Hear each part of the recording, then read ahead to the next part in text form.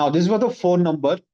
In the phone number case, quick check, same mobile number is already not attached with the different ID or different ID or not. Should not be attached with other suspended profile. This is the quick check we need to do. What are the different list which is required? Banner photos should have all of this.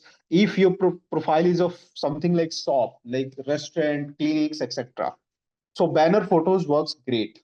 MSME's electricity bill that you know. Now in the website page, so if you don't have the storefront, so sometimes what we have tried like we went into the contact us section of the website where you have the business name, address, phone number, everything. Took the screenshot and then used it as a document, and that has worked. Post containing business name, address, and phone number.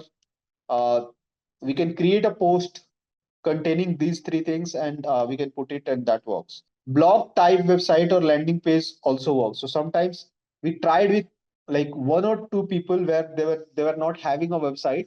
So we try we my team has created it on the blog post website and it worked. But this is like 10-20% of success rate, not all. How how to steps? Edit suggest.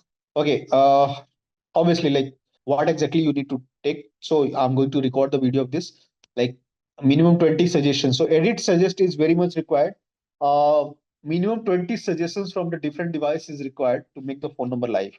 Website connected on Google search console, check if it is there or not. Schema markup is there or not. Citations is there or not. And all the things, once all the things are available, then you go and submit the requests with the documents which we have just spoken about. Yes, so this is for the phone number.